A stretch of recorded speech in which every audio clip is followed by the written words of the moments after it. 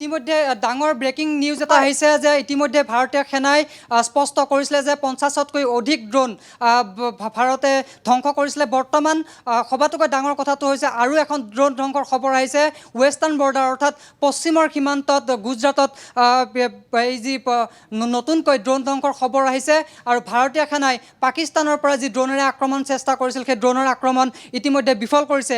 আৰু ইতিমধ্যেই আমি খবৰ প্ৰকাশ কৰিছিলোঁ যে 4খন ফাইটাৰ জেট ভাৰতে ধ্বংস কৰিছিলে আৰু নতুনকৈ খবৰ আহিছে 5খন ফাইটাৰ জেট ভাৰতীয় সেনাই ধ্বংস কৰাৰ খবৰ আহিছে।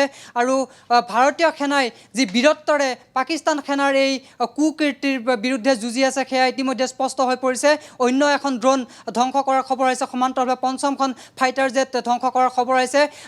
F-16 বা JF-17 যি দুখন জেটক লৈ পাকিস্তানে অহংকাৰ কৰিছিলে, অতিকৈ অত্যাধুনিক বুলি তেওঁলোকে দাবী কৰিছিলে, কিন্তু সেই অত্যাধুনিক যি ফাইটাৰ জেট বা তেওঁলোকৰ অস্ত্ৰ ভাণ্ডাৰ তেওঁলোকে ভাৰতে নষ্ট কৰিবলৈ বা ধ্বংস কৰিবলৈ সক্ষম হৈছে। সমান্তৰালভাৱে উৰিত ভাৰতে সন্ত্ৰাসবাদীক লক্ষ্য কৰি লৈছিলে, কিন্তু তাৰ পৰিৱৰ্তে পাকিস্তানে যে নিৰীহ জনতাক লক্ষ্য কৰি লৈছে সেয়া ইতিমধ্যে আকৌ স্পষ্ট হৈ পৰিছে। তেওঁলোকে চিজ ফায়াৰ উলংঘন কৰিছে।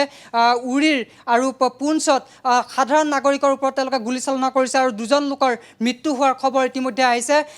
পাকিস্তানে নিৰীহ লোকক অস্ত্ৰ নথকা লোকক তেওঁলোকে পাকিস্তানৰ কাপোৰ খালি আৰু চৰিত্ৰ ইতিমধ্যে সমগ্ৰ বিশ্ববাসীৰ আগতে আচলতে ওলাই পৰিছে।